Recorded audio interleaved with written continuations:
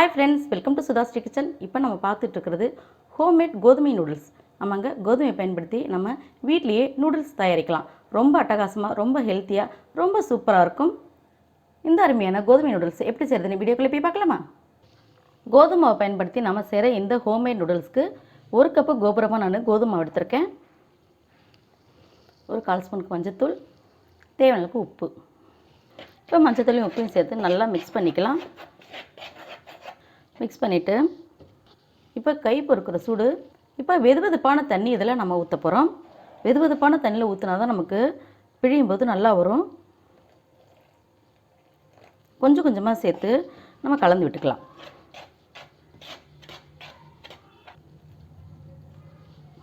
ஒரு cup கோதுமாவுக்கு 1/2 cup தண்ணி போதுமாக இருக்கும். இப்போ நல்லா பிசைஞ்சு விட்டுக்கலாம். இது கை பொறுக்கிற சூடு தான் இருக்குது. இப்போ நல்லா பிசைஞ்சு எடுத்துகிட்டு வந்துடலாம். இப்போ கொஞ்சமாக ஆயில் அப்ளை பண்ணி இதை அப்படியே பிசைஞ்சு விட்டுக்கலாம். பிசைஞ்சு எடுத்தாச்சு. இப்போ இந்த மாதிரி பதத்துக்கு நம்ம பிசைஞ்சு எடுத்துகிட்டு வந்தாச்சு. அடுத்தது இப்போ ஸ்டவ்வில் ஒரு வாணலி வச்சுருக்கேன். ஒரு 5 கப்பு தண்ணி இருக்கும், ஊற்றிருக்கேன். கொஞ்சமாக ஆயில் சேர்த்துக்கலாம். ஒரு 1/4 ஸ்பூன் உப்பு சேர்த்துக்கலாம். இது நல்லா கொதித்து வரட்டும். இது கொதித்து வர நேரத்தில் நம்ம நூடுல்ஸ்க்கு எப்படிலாம் செய்கிறதுன்னு பார்த்துக்கலாம். இப்போ இந்த மாதிரி குட்டி குட்டி ஹோல் இருக்கிற மாதிரி ஒரு முறுக்கு வச்சு எடுத்துக்கலாம். இப்படி சேர்த்துக்கலாம். இப்போ இந்த அச்சில் நான் ஆயில் அப்ளை பண்ணி வச்சுருக்கேன். இப்போ இதுக்குள்ளே இந்த கோதுமை மாவு சேர்த்துக்கலாம். டைட்டாக முடிக்கலாம். இதை பாருங்கள், இப்போ இந்த மாதிரி நூடுல்ஸ் மாதிரியே வருது பாருங்க. இப்போ இதை அப்படியே நம்ம இந்த கொதிக்கிற தண்ணியில் அப்படியே பிழிஞ்சு விடணும். இப்போ இதில் நம்ம எண்ணெயும் உப்பும் சேர்த்து கொதிக்க வச்சுருக்கிறோம். இந்த தண்ணியை இந்த தண்ணியில் நம்ம இதை அப்படியே பிழிஞ்சு விட்ருவோம்.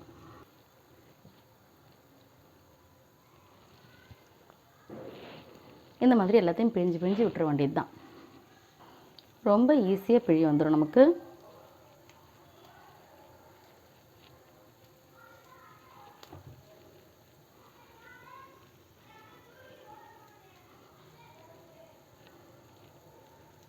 இப்போ ஒரு 8 நிமிஷமாவது இது நல்லா வேகணும். அப்போ தான் நமக்கு நூடுல்ஸ் நல்லா மெத்துன்னு இருக்கும்.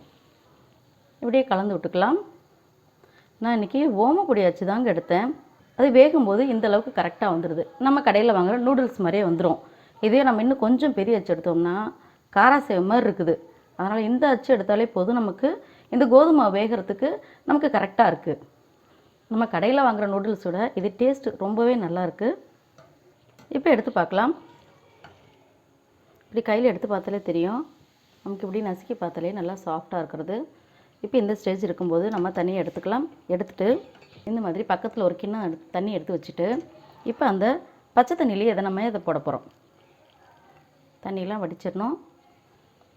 இப்போ இந்த பச்சை தண்ணியில் இதை போட்டுருவோம். எல்லாத்தையும் இதேமாரி பச்சை தண்ணியிலே சேர்த்துக்கலாம். இப்போ தண்ணியில் போட்ட இந்த நூடுல்ஸ் எல்லாமே இங்கே பார்த்தீங்களா இந்த மாதிரி வந்திருக்கு. இது எல்லாத்தையும் நம்ம இப்படி வடிகட்டி வச்சு வடிகட்டிக்கலாம். தண்ணியெல்லாம் வடிச்சிட்டு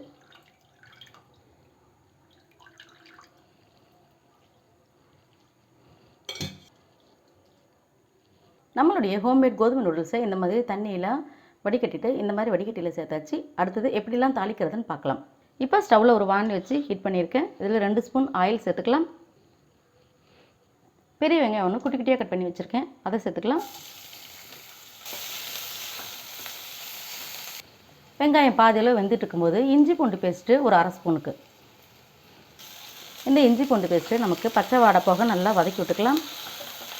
அடுத்தது குட்டி குட்டியாக கட் பண்ணி வச்சுருக்கிற பீன்ஸு, பொடியாக அரிஞ்சு வச்சுருக்கிற கேரட்டு, வெஜிடபிள்ஸ்லாம் சேர்த்துட்டு கொஞ்சமாக உப்பு சேர்த்துக்கலாம். அப்போ தான் சீக்கிரமாக வதங்கும். இப்போ காயெல்லாம் நல்லா வேகட்டும். இப்போ 2 நிமிஷம் மூடி வைக்கலாம். சீக்கிரமாக காய் வெந்துடும். இப்போ திறந்து பார்க்கலாம்.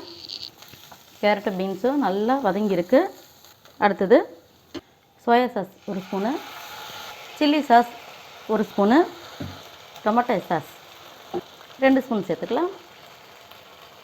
சேர்த்துட்டு நல்லா கலந்து விட்டுக்கலாம். கலந்து விட்டுட்டு சீரகப்பொடி 1/2 ஸ்பூனு, மிளகு பொடி ஒரு 1/4 ஸ்பூனு, மிளகாய் பொடி ஒரு 1/4 ஸ்பூனு எல்லாத்தையும் சேர்த்து நல்லா கலக்கிக்கலாம். கொஞ்சமாக உப்பு சேர்த்துக்கலாம். நம்ம எல்லா பொருளையும் சேர்த்தாச்சு. அடுத்தது நம்ம வேக வச்சு தண்ணி வடித்து வச்சுக்கோங்கள இந்த ஹோம்மேட் நூடுல்ஸை இதில் சேர்த்துக்கலாம். அப்படியே கலந்து விட்டுற வேண்டியது தான். டேஸ்ட் ரொம்ப சூப்பராக இருக்கும்.